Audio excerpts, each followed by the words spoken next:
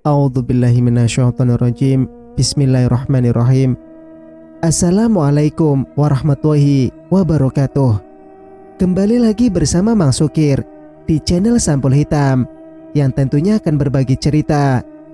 Dan untuk cerita kali ini masih melanjutkan cerita yang sebelumnya yang berjudul Akibat Sumpah Palsu dan Melangkahi Mayat Istri.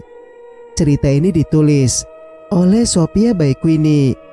Dan bagi teman-teman yang ingin membacanya secara langsung, teman-teman bisa langsung kunjungi link yang saya sudah sertakan ada di deskripsi. Dan tak usah berlama-lama, mari kita ke ceritanya. Selamat mendengarkan. Mas, aku tidur di sini saja sama kamu. Kamarku ada hantunya, Mas. Ujarnya dengan nafas memburu. Hantu apa, Rah? Ada-ada saja kamu ini. Jangan di sini. Bahaya kalau tiba-tiba Jafir atau Salimah masuk. Bisa mati kita. Sergahku. Aku gak peduli, Mas. Aku takut sekali. Lampu dan AC di kamarku mati tiba-tiba. Lalu hidup lagi dengan sendirinya. Ucap Ira. Astaga, kenapa kondisinya sama persis dengan yang aku alami tadi? Pokoknya aku gak mau tahu. Aku mau tidur di kamar ini, Mas. Aku gak mau sendirian. Bisa mati ketakutan aku kalau begini terus. Ira terus mendekapku. Iya, kamu tenang. Mas kunci pintunya dulu. Bahaya kalau ada orang masuk. Aku berjalan mengunci pintu. Tapi belum kukunci, terdengar bunyi klak. Astaga, aku mundur dengan cepat. Pintu itu mengunci dengan sendirinya. Tuhan, ada apa ini? Ada apa, Mas? Tidak ada apa-apa. Cuma tadi ada kecoa di gagang pintu. Jawabku asal. Hah, kecoa? Jorok sekali istrimu, Mas. Sampai kamar aja ada kecoanya gini. Padahal dia seharian di rumah terus. Hah. Ira mendengus kesal. Aku tak begitu memperhatikan omongannya. Masih fokus pada pintu kamarku yang tiba-tiba saja terkunci dengan sendirinya. Apa ya sekarang rumah ini berhantu? Aku duduk di samping Ira, menelungkupkan tangan di wajah. Mas, kamu juga takut kan? Ira mengguncang bahuku. Aku tak menjawab. Sepertinya iya, Mas. Kakak jadi arwah penasaran sekarang, Mas. Ucap Ira tertunduk lemas di sampingku. Iya, Ra. Baru sehari kepergiannya kita sudah dibuat kalang kabut begini. Lirikku. Jadi Mas juga melihatnya? Aku mengangguk. Apa tadi saat kita mau melangkahinya kamu melihat kaki Kanaya bergerak? Iya, Mas. Aku melihatnya. Dan asal kau tahu, Mas, tadi saat aku membuka kain kafan penutup kepala untuk mencium wajahnya, Aku merasa ada yang memegang bahuku. Padahal di sana tidak ada orang. Hanya aku, Jafir dan Salimah. Itu pun cara kami tidak berdekatan. Aku takut, Mas. Wajah Ira sangat pucat. Bibirnya bergetar. Sesekali dia menatap sekeliling kamar, seolah bayangan kakaknya kini sedang ada di ruangan ini. Apalagi di kamar ini masih terdapat barang-barang milik Kanaya. Sepertinya aku harus segera menyingkirkan benda-benda tak berguna itu. Apakah ini karena sumpah palsu kita? Tanya gadis itu dengan suara parau. Aku tak menjawab pertanyaannya. Sesungguhnya orang yang masih punya banyak ganjalan saat hidup tidak benar-benar mati. Arwahnya seringkali berkeliaran untuk menyelesaikan permasalahan yang terjadi dalam hidupnya. Terngiang kembali ucapan petugas pemakaman saat jenazah Kanaya usai dimasukkan ke dalam liang lahat. Kanaya, hidup dan matinya benar-benar selalu jadi masalah untukku. Srek. Suara terdengar dari bagian luar kaca jendela kamar. Aku bangkit, membuka sedikit tirai. Lampu taman depan tiba-tiba mati. Kat. Kunci pintu kamarku bergerak sendiri. Lalu lampu kamar pun berubah warna menjadi merah menyala. Mas, Ira menjerit. Aku menutup mulutnya dengan segera. Karena salah-salah Salima bisa mendengar ceritanya itu. Lalu lampu kembali normal. Kini justru AC menyala dengan kadar dingin di atas maksimal. Biasanya pendingin di ruanganku ini anti bising. Karena Kanaya tak akan bisa tidur kalau ada suara yang didengarnya. Tapi lihatlah malam ini. AC itu mendesing keras ibarat knalpot racing rusak. Astaga, apa lagi ini? Lututku bergetar hebat. Kini lampu kamarku pun mati. Suasana gelap gulita. Hanya desiran angin yang menerpa pepohonan di taman depan yang terdengar, disusul tawa lirih yang seketika membuat bulu meremang. Ira menubruk tubuhku erat. Aku tak bisa berbuat apa-apa. Malam ini terasa begitu panjang dan berat bagi kami.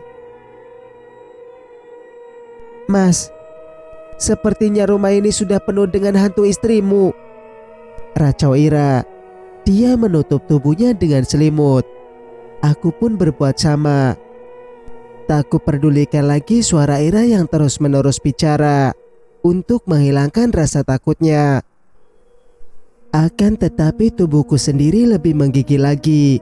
Karena sebelum selimut besar ini kututupkan ke tubuh, bayangan Kanaya nampak melintas jelas. Semuanya terlihat begitu nyata di cermin rias miliknya. Matanya mendelik seperti saat melihat bagaimana aku dan Ira tanpa busana di atas meja. Kanaya, jika itu arwahmu, pergilah. Kita sekarang sudah beda alam. Biarkan aku dan adikmu bahagia, ucapku dalam hati. Semoga saja Kanaya masih menaruh belas kasihan padaku. Sudut pandang Salima. Aku menidurkan Jafir. Perlahan aku berjalan ke arah lemari pakaian besar dari kayu jati berwarna coklat mengkilat. Ukiran Jepara terlihat sangat indah dan kokoh. Tanganku menggapai sebuah tombol kecil, lalu menekan tombol yang berada di belakang lemari pakaianku. Lampu taman pun kembali menyala. Aku menarik nafas lega. Jafir kembali membuka matanya. Terdengar rintihan pilu dari mulutnya. Mama, aku mau ke mama. Ku dekap tubuh mungilnya. Aku bernyanyi sebisanya agar Jafir tertidur kembali. Anak itu menangis memanggil mama berulang kali. Hatiku tersayat pilu. Nasib kami tak jauh beda. Aku kehilangan ayah saat masih seumurannya, dan dia kehilangan seorang ibu. Aku masih lebih beruntung darinya karena punya ibu yang baik hati dan penyayang seperti mama. Tapi dia hanya punya ayah yang berbentuk manusia tapi berhati iblis, pemuja selangkangan murah. Singkat cerita, pukul 5 pagi aku sudah terbangun untuk memainkan peran yang biasa dilakukan oleh mama, menyiapkan alat sekolah dan menyiapkan sarapan. Walaupun ada biwarsi di rumah ini, tapi mama tak pernah tinggal diam. Baginya menyiapkan sarapan untuk keluarga adalah hal penting. Pukul 6 pagi, semua sudah beres. Roti bakar dengan berbagai selai terhidang di meja. Segelas besar susu untukku dan Jafir. Dan tentu saja secangkir kopi untuk kakek. Aku bergegas mandi dan berganti pakaian. Meminta Mbak Miranti untuk membangunkan Jafir dan memandikannya. "Loh, kok nggak ada nasi goreng sosisku?" Terdengar suara gaduh dari meja makan. "Maaf Non, Bibi nggak buat nasi goreng. Kata Nonsa sarapannya itu saja." "Kok bisa? Kan Bibi tahu aku hanya mau sarapan kalau pakai nasi goreng sosis, kerupuk udang. Kok sekarang malah Bibi tidak membuatnya? Padahal aku lapar, Bi." Suara Tante Ira terdengar lagi. "Ada apa ini, Say?" Rah." Kini ayah tiriku ikut bicara. "Ini loh Mas, masa nasi goreng sarapanku tidak dibikinin sama Biwarsi? Kan aku lapar Mas." Perempuan gatal itu merajuk pada kekasihnya. Ingin rasanya aku tendang wajah pura-pura polos itu dengan keras hingga mental ke kutub utara. "Lah kok bisa Bi? Tiap hari kan selalu ada." "Ini Nonsa yang bikin Pak, bukan saya.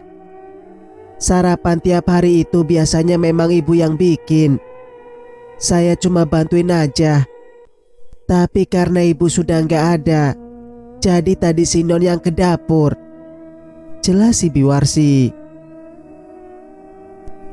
"Ada apa ini?" Aku datang ke arah mereka. "Ini Sa, Tante Ira mau nasi goreng, tapi nggak ada." Begitu. Mulai sekarang nasi goreng sosis atau apalah itu dicoret dari menu sarapan keluarga ini. Kalau mau silakan beli atau buat sendiri. Karena Biwarsi hanya akan bekerja sesuai dengan perintahku. Iya kan Bi? Aku menoleh pada perempuan setengah tua itu. "Iya Non, iya," ujarnya pelan. "Sip. Mulai sekarang semua saya yang ngatur. Apapun itu harus ada izin dan harus sepengetahuan saya. Ingat itu ya Bi." Kulirik wajah Biwarsi. "Siap 86 atuh Non." Lagi Biwarsi menjawab sambil memberi hormat. Aku tersenyum melihat tingkahnya. Sementara itu Tante Ira terlihat kusar. Dia cemberut. Dongkol luar biasa. "Bagus. Ayo Bibi ikut juga sarapan di sini. Biar rame. Panggil juga Jafir, kakek dan Mbak Mir. Kita sarapan bareng-bareng di sini, di meja ini," tandasku. "Sejak kapan pembantu bisa makan satu meja dengan majikannya?" Tante Ira protes dengan ideku. "Sejak hari ini. Dan ingat, majikan di rumah ini hanya aku dan Jafir. Yang lain cuma numpang. Ingat ya, cuma numpang. Kalau hanya majikan yang berhak makan di sini, maka mulai hari ini tante dan dia pun silakan makan di dapur bareng Biwarsi dan Mbak Mir," ketusku. Saat menyebut kata dia, kutunjuk wajah ayah tiriku. Dan wajah pria itu langsung merah padam. Gerahamnya terdengar berbunyi gemeletuk. Aku tersenyum sinis pada keduanya. "Mas, bagaimana ini?" "Sudahlah, kita sarapan di kantor saja," tukas ayah tiriku, menarik Tante Ira. "Mas, tapi aku mau nasi goreng sekarang," rengeknya manja. seperti biasa. Namun, ayah tiriku tak menjawab, terus berjalan dengan menenteng tangan kekasihnya.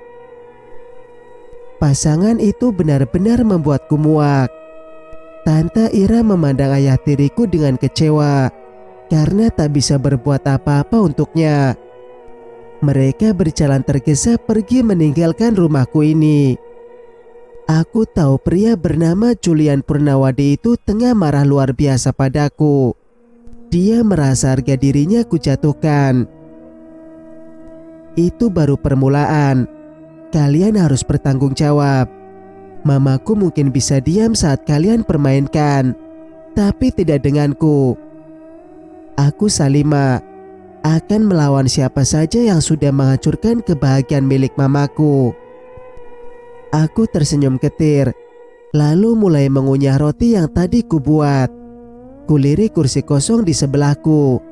Biasanya mama duduk di situ, menuangkan susu dari gelas besar ke gelas bergambar unicorn milikku. Belajarlah menuangkan susu sendiri, Sa. Nanti kalau mama pergi, kamu tidak terlalu kehilangan, ujarnya sehari sebelum menghembuskan nafas terakhirnya. Mama tak akan kubiarkan pergi. Kalaupun mama pergi, aku dan Jafir pasti akan ikut, Mah. Ada saatnya mama pergi kamu dan Jafir tidak bisa ikut. Makanya belajarlah mandiri, Sah. Kamu itu punya adik.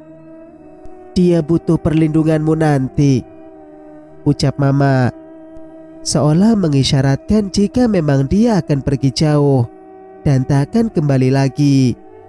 Sayangnya aku tak memahami firasat itu. Tanda-tanda yang mama berikan kuabaikan begitu saja.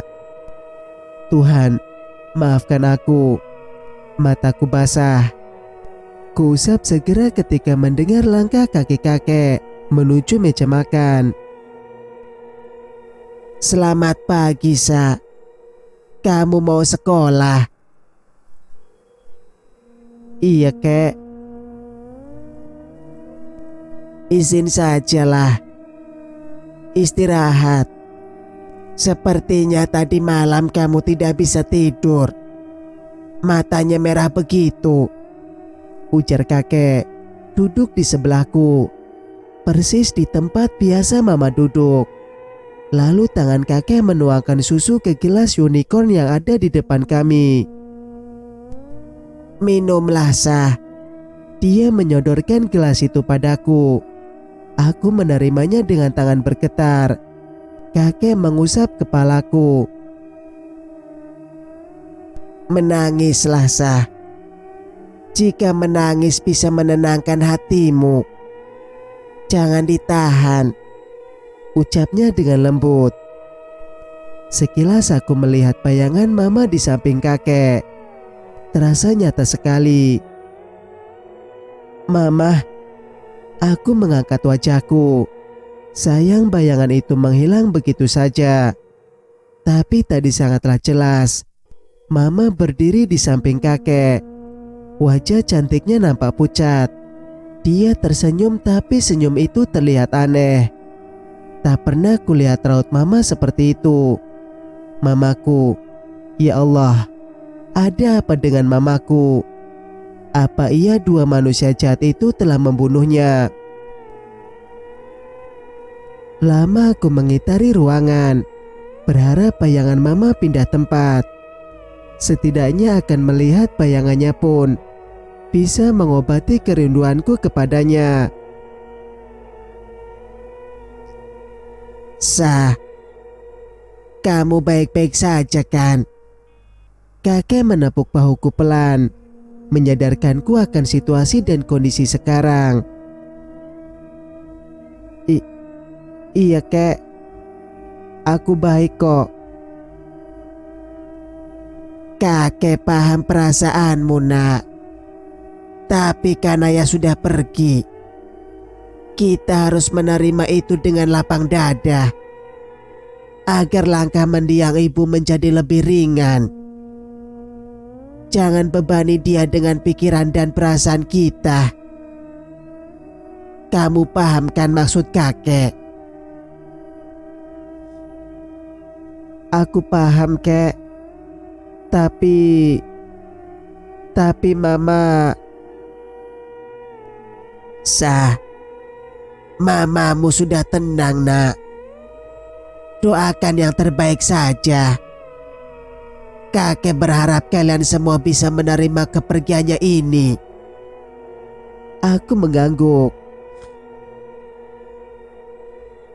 Minggu depan setelah kakek menikahkan tantemu, mungkin kakek akan kembali ke Bandung. Apa? Kakek mau balik ke Bandung? Tante Ira mau menikah? Kuseka air mata yang menumpuk di pelupuk mataku. Iya, kakek akan menikahkannya segera agar dia bisa mandiri dan tak lagi merepotkan kalian. Maksud kakek apa? Tidak ada maksud apa-apa, Sa. Tapi sebelumnya kakek ingin memastikan kalian baik-baik saja. Tetapi sehidup akur, berdampingan, kamu bisa tetap menghargai ayah tirimu. Walau bagaimanapun, dia adalah ayah kandung adikmu. Sebenci apapun kamu padanya, jaga sikap jika di depan Jafir. Kakek marah sama aku ya? Tidak, Sah. Kakek justru bangga padamu. Jafir beruntung punya kakak seperti kamu. Sifat penyayang ibumu ternyata menurun padamu, nak. Lagi-lagi kakek mengusap kepalaku. Perihal sumpah itu, apa kakek Belum selesai ucapanku, terdengar suara anak kecil berbicara. Kakak, aku juga mau sekolah. Tiba-tiba Jafir sudah berdiri di dekatku dengan seragam taman kanak-kanaknya. Wah, ganteng sekali adiknya kakak. Iya, kita sekolah bareng ya sayang. Kuusap kepala adikku, mengangkatnya duduk di meja makan. Kalian semua mau sekolah? Tanya kakek. Iya kek. Mungkin kalau di sekolah kami tidak terlalu teringat mama. Jadi lebih baik hari ini juga kami berangkat ke sekolah. Oh, bagus kalau begitu. Kakek juga akan bertemu dengan Om Wahyono. Ada perlu hal yang ingin kami bicarakan. Kami sarapan bersama. Jafir sepertinya sudah lupakan kejadian kemarin. Wajahnya lebih terlihat cerah pagi ini. Setelah sarapan aku pamit pada kakek. Kalau begitu, saya pamit ya kek. Assalamualaikum. Kucium tangan lelaki tua itu. Waalaikumsalam. Kakek melambaikan tangan pada kami. Ada gurat kesedihan di wajahnya. Aku tahu dia pun sama kehilangan denganku. Karena mama adalah penopang hidup keluarganya. Semoga saja kakek secepat mungkin bisa menikahkan Tante Ira. Agar perempuan gatal itu bisa pergi dari rumahku ini. Sudut pandang Julian. Ku kemudikan mobil dengan perasaan tak tentu. Ucapan Salimah tadi pagi benar-benar membuat gerah. Bagaimana tidak dia mengatakan kalau aku bukan siapa-siapa di rumah itu. Berani sekali dia padaku sekarang. Kuhembuskan nafas berat. Ira yang duduk di sampingku sambil cemberut nampak tak peduli. Dia asik dengan ponselnya. Mungkin sedang memesan nasi goreng kesukaannya lewat restoran online. Belum beres masalah hantu Kanaya, muncul lagi masalah Ira yang mau dinikahkan. Lalu Salima yang tiba-tiba berulah menjadi nyonya rumah. Apa ini? Kematian Kanaya justru membuatku makin tak karuan. Kupikir awalnya dengan dia pergi, aku akan lebih leluasa melakukan apa saja yang aku inginkan. Ternyata tidak. Kalau tahu mau begini, lebih baik istriku itu hidup. Setidaknya pagi ini pasti ada sarapan spesial untukku. Telur mata sapi yang dia buat dengan penuh cinta. Secangkir kopi yang diletakkan di atas cangkir spesial. Tak boleh ada yang memegangnya. Hanya aku, seperti kuasa di perusahaan ini, yang dia berikan kepercayaan penuhnya kepadaku. Pria yang dicintainya. Entah mengapa wajah Kanaya terpampang di depan mata. Dia tersenyum melebarkan tangan ingin memelukku. Aku terdiam, fokus dan sadar jika aku tengah menyetir, menghalau bayangan Kanaya yang kini semakin mendekat. Tapi dia tidak lagi tersenyum. Kini istriku justru menyeringai tajam. Matanya melotot. Dia tersenyum lebar, memamerkan gigi-giginya yang kini berubah menjadi panjang dan bertaring. Mas, aku ikut. Terdengar suara rintihan pilu seiring wajah Kanaya yang semakin mendekat. Kamu. Suaraku tercekat. Mas, kamu jahat. Kamu harus mati sekarang. Suara itu diiringi tawa berderai mengerikan. Seiring wajah Kanaya yang bergerak semakin mendekat padaku, menjulurkan tangan untuk mencekikku. Tidak. Aku mengerem mendadak, hingga ban mobil berdecit keras karena bergesekan dengan aspal. Mobil pun berhenti mendadak, hampir saja menabrak lampu jalan. Buk. Aduh. Kini terdengar suara Ira mengaduh. Kepalanya terbentur dashboard mobilku, hingga benjol dan berdarah. Aku masih terkesima pada apa yang tadi terjadi. Menatap sekeliling, siapa tahu Kanaya masih ada di dalam mobil ini. Tapi tak ada sesuatu, hanya suara Ira yang mengeram kesakitan. Ponselnya hingga terlempar ke bagian bawah mobil. Mas, kamu sudah gila ya? Masa ngerem mendadak begitu? Kepalaku kan jadi luka. Dia menggerutu padaku. Ya ampun.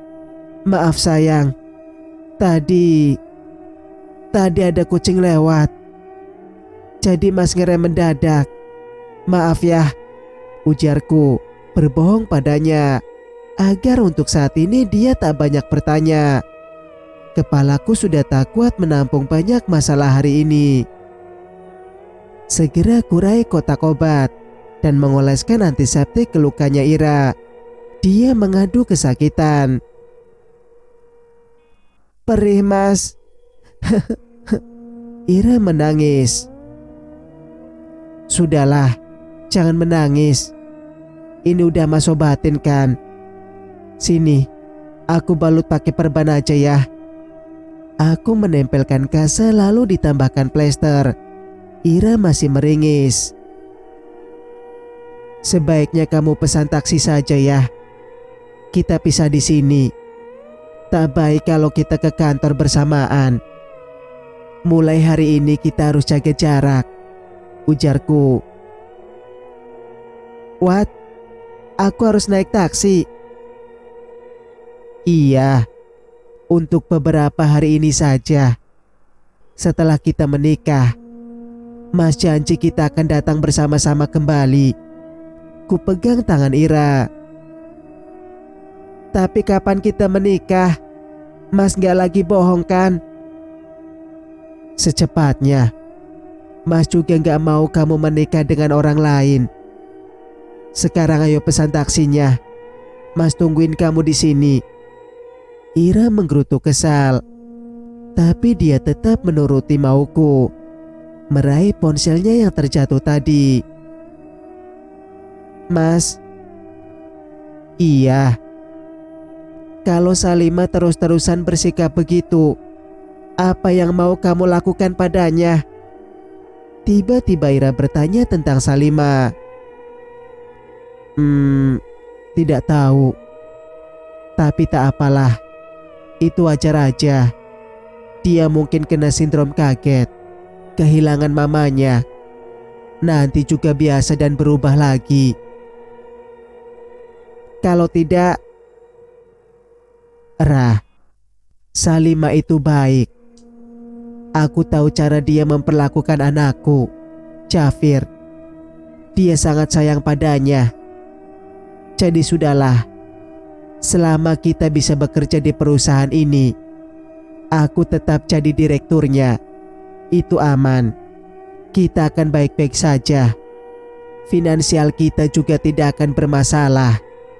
Jelasku.